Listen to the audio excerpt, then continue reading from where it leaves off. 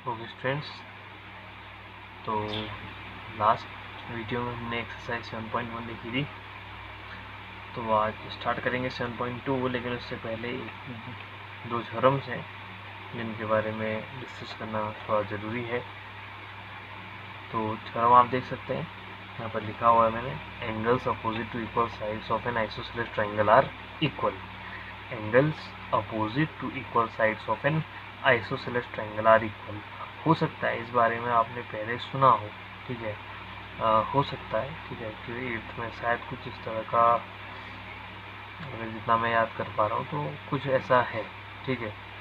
तो वहाँ पर लेकिन खाली स्टेटमेंट होता है कि angle opposite to equal sides of an isosceles triangle are equal, but here we have to prove it also. Okay, तो इसको हम प्रूव भी करेंगे, ठीक है।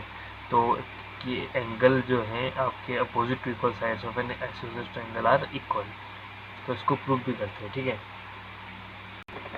ओके, तो आप यहाँ पर को देख सकते हैं ट्रायंगल मैंने यहाँ पर ड्रॉ किया हुआ है ABC, और ये एज्यूम करते हुए हम मान चलेंगे कि ये एक आइसोसेलेस ट्रायंगल है, ठीक है।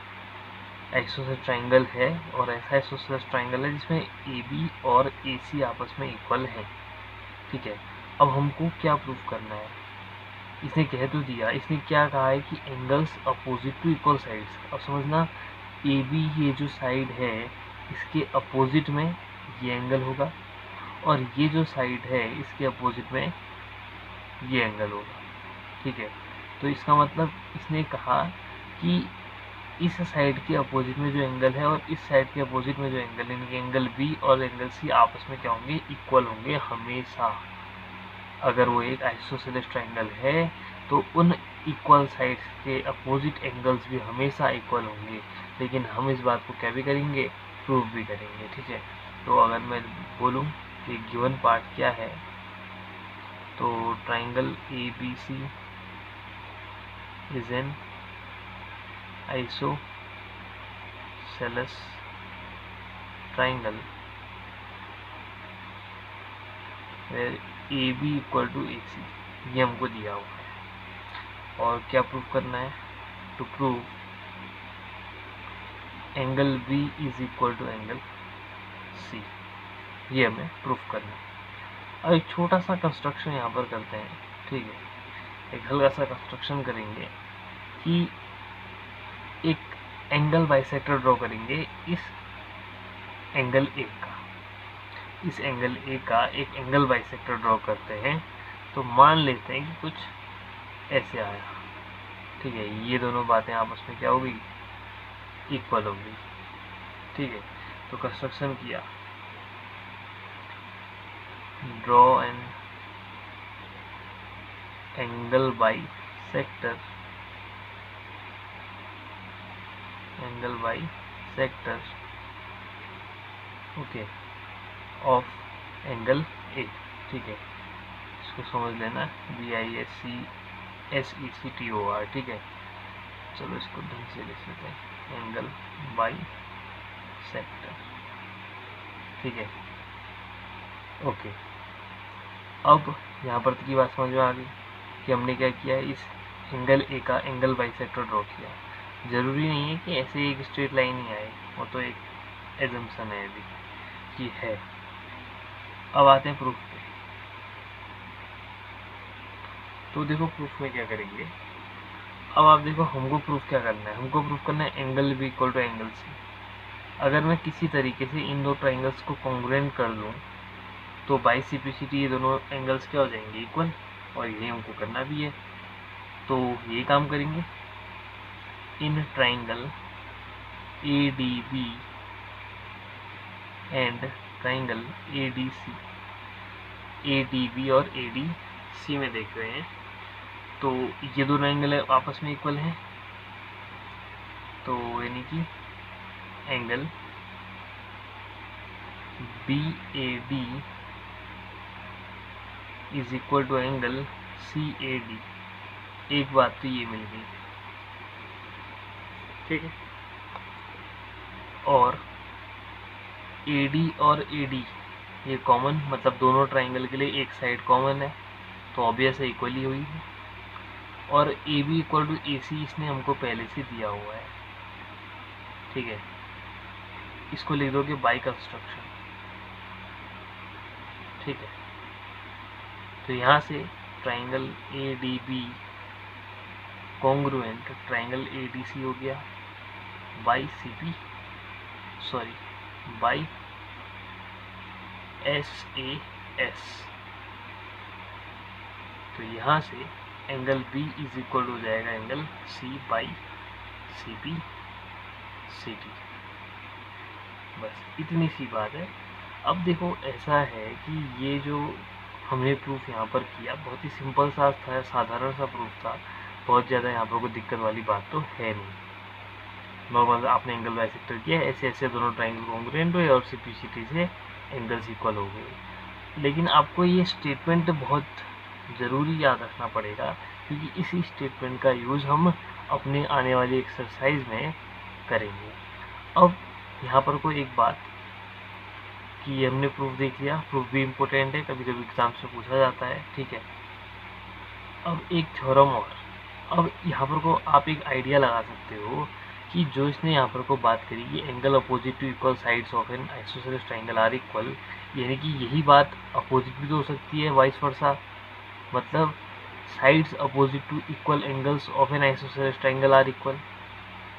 अगर एंगल इक्वल होंगे तो अपोजिट साइड्स भी इक्वल होंगी। फिर इसने पहले क्या कहा कि अगर साइड्स इक्वल हैं तो अपोजिट एंगल्स भी इक्वल होंगे। तो हम कह सकते हैं कि अगर एंगल्स इक्वल हैं तो अपोजिट साइड्स भी इक्वल होंगी, ठीक है।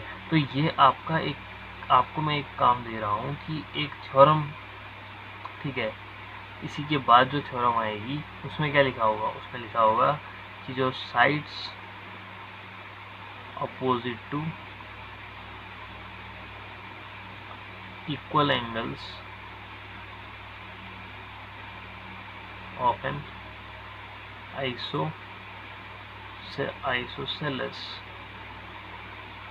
triangle are equal, ठीक है। तो आपको ये बताना है, मीन्स ये प्रूफ करना है कि side opposite to equal angles of an isosceles triangle are equal, ठीक है। वैसे यहाँ पर को हम आइसोसेलेस नहीं भी लगाएं तो ही ज़रूरी होगा, क्योंकि आइसोसेलेस जो लगा देंगे तो फिर कहाँ से, वो तो ऑब्वियस है कि क्या हो जाएगा, इक्वल ही हो जाएगा, ठीक है। तो ये कह सकते हैं स्लिप ऑफ टंग, ठीक है, क्योंकि पढ़ने में आया ना, जब दोबारा पढ़ना शुरू किया तो समझ में आ गई बात कि ये तो संभव ही नहीं हुआ ना, कि अगर आइसोसेलेस ही हुआ तो फिर तो इक्वल ही है। तो हम कहेंगे कि side opposite to equal angles of a triangle are equal. अब आपको ये बात प्रूफ करनी है कि किसी भी एक ट्राइंगल में अगर दोनों एंगल्स इक्वल हैं, दोनों एंगल्स इक्वल हैं, तो वो दोनों उस दोनों की करस्पॉन्डिंग साइड भी इक्वल होंगी, मतलब अपोजिट साइड भी इक्वल होंगी। नॉर्मल सी बात है, मैं आपको प्रूफ बता देता हूँ। चलिए आप यही काम कर लेंगे, ठीक है, आप यही काम कर लेंगे तो इसमें क्या होगा, अब ये इक्वल होगा इसके, ये इक्वल होगा इसके, ठीक है, और ये साइड कॉमन होगी, तो ए एस एंगल साइड से आपके दोनों ट्राइंगल हो जाएंगे congruent, by C P C T A B equal to हो जाएगा ए सी। बस इतना ही काम है, ये आप खुद से कर लेंगे, ठीक है। बढ़ते हैं अब एक्सरसाइज की ओर। Okay dear students, 7.2 exercise 7.2 question number 1, in an isosceles triangle A B C with A B equal to A C. फिर पहले इतनी सी बात करते हैं, वो फिगर नहीं दिया है, फिगर हमने खुद से बनाना है, तो पहले इतनी बात करते हैं। In an isosceles triangle A B C with A B equal to A C, तो एक आइसोसेलेस ट्राइंगल बनाना है। अब देखो आइसोसेलेस ट्राइंगल हम तो हम नॉर्मल एक एजम्पशन के हिसाब से लेंगे कि एक आइसोसेलेस ट्राइंगल है, ठीक है। थोड़ा सा नॉट एप्रोप्रिएट बट चलेगा, ए बी सी, ठीक है, in an isosceles triangle ABC with AB equal to AC. Now the bisector of angle B and angle C intersect each other at O. B से एक बाइसेक्टर आ रहा है, C से एक bisector आ रहा है, और वो O पे इंटरसेक्ट कर रहा है। तो कुछ ऐसे चल रहा है, मान लिया कि जो मैंने ड्रॉ किया लाइन, वो क्या है, एक एंगल बाइसेक्टर है बी और सी का, जो ओ पे ज्वाइन हो रहा है, मीन्स ओ पे इंटरसेक्ट कर रहा है। Now join A to O, join A to ओ,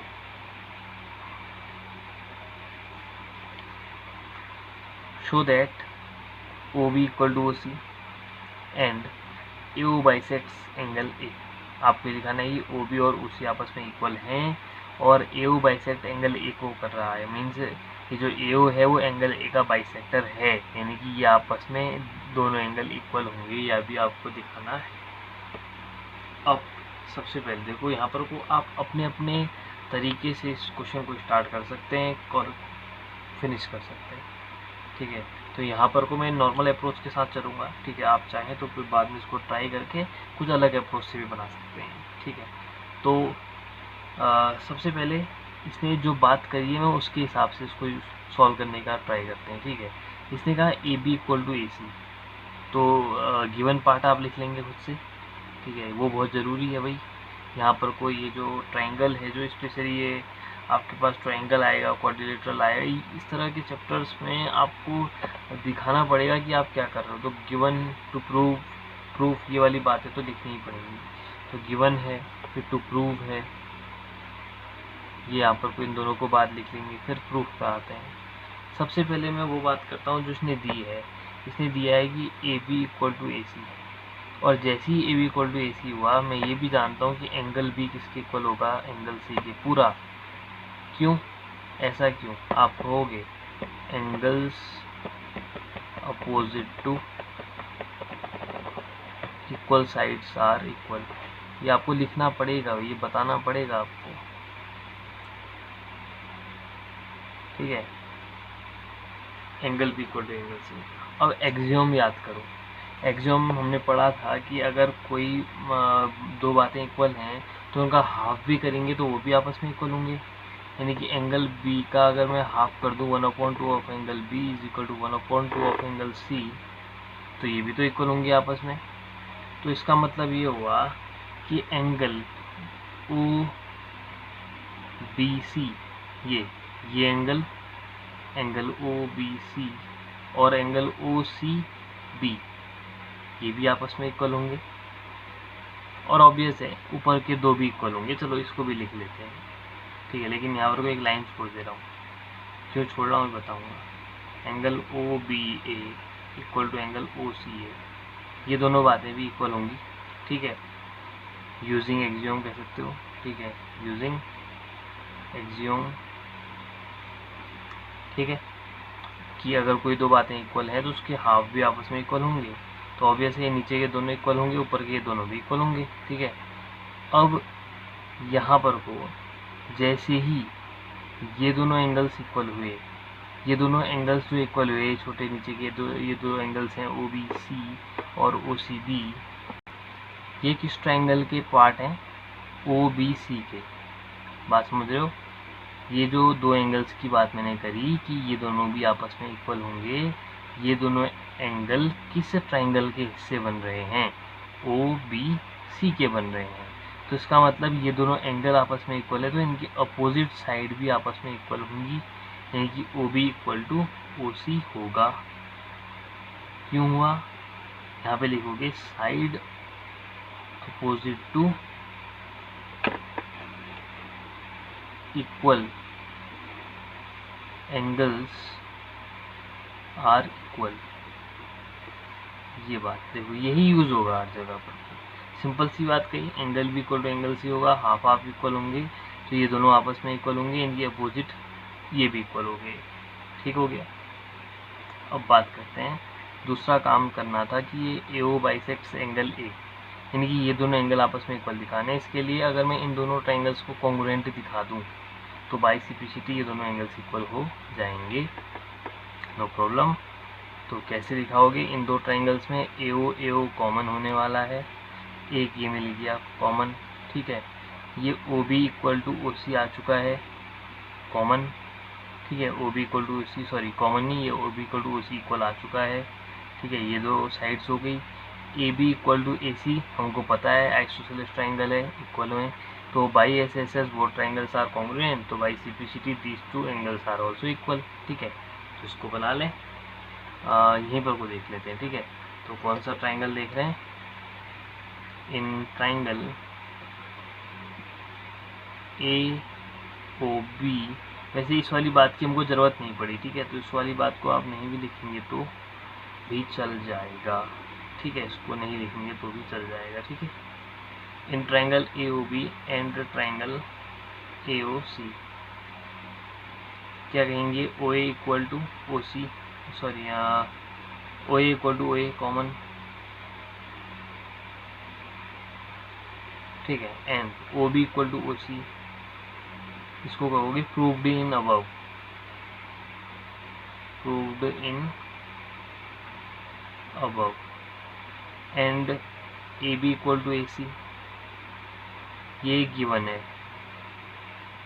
तो यहाँ से दोनों ट्राइंगल यानी कि triangle A O B congruent हो गए ट्राइंगल ए ओ सी की by S S S.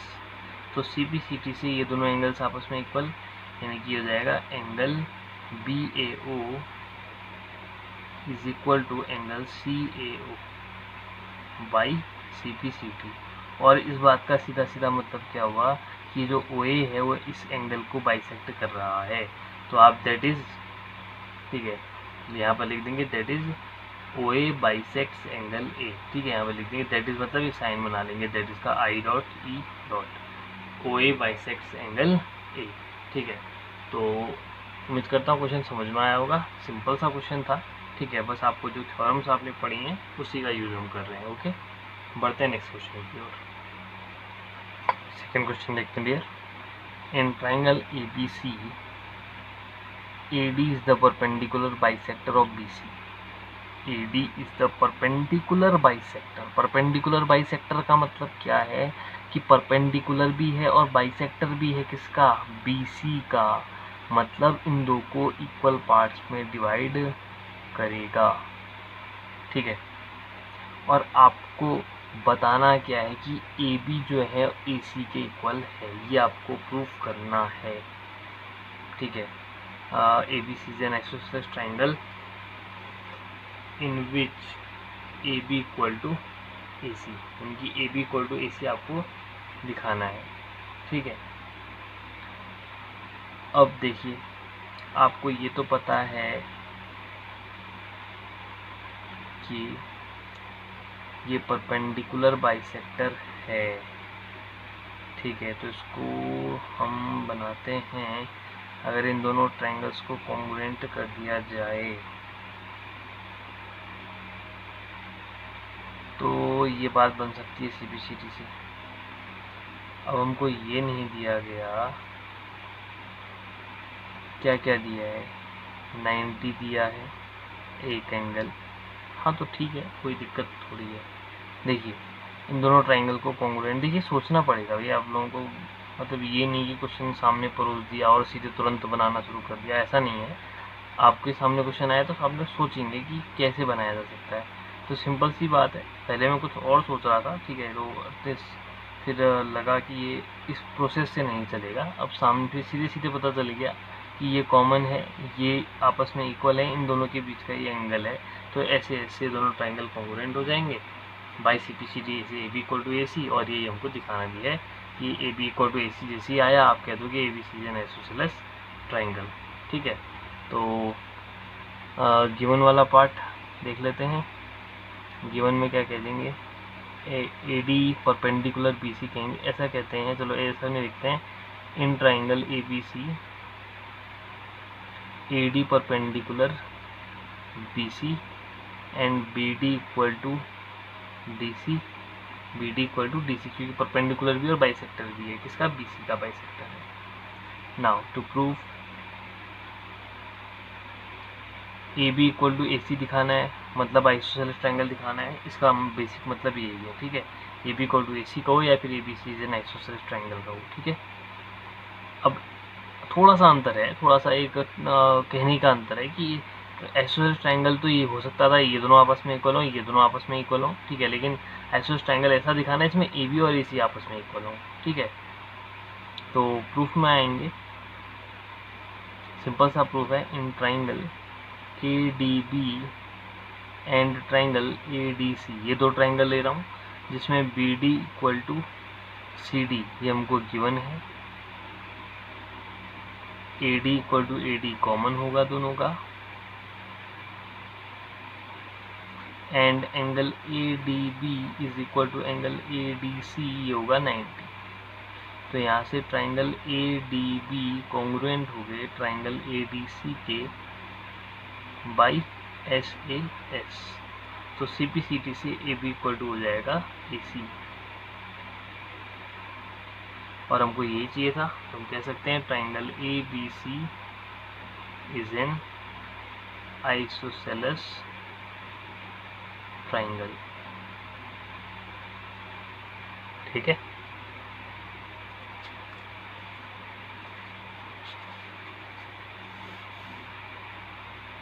Okay. तो यहाँ तक हमने ये क्वेश्चंस देख लिए। ठीक है, तो दो क्वेश्चंस हमने देख लिए हैं एक्सरसाइज 7.2 के। अभी क्वेश्चन नंबर 3 की ओर मैं इसलिए भी नहीं जा रहा हूँ क्योंकि क्वेश्चन नंबर 3 और क्वेश्चन नंबर 4 सेम होने वाले हैं।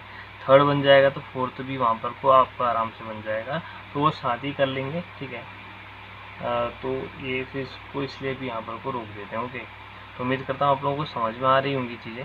ठीक है, तो आज के लिए इतना ही। ओके।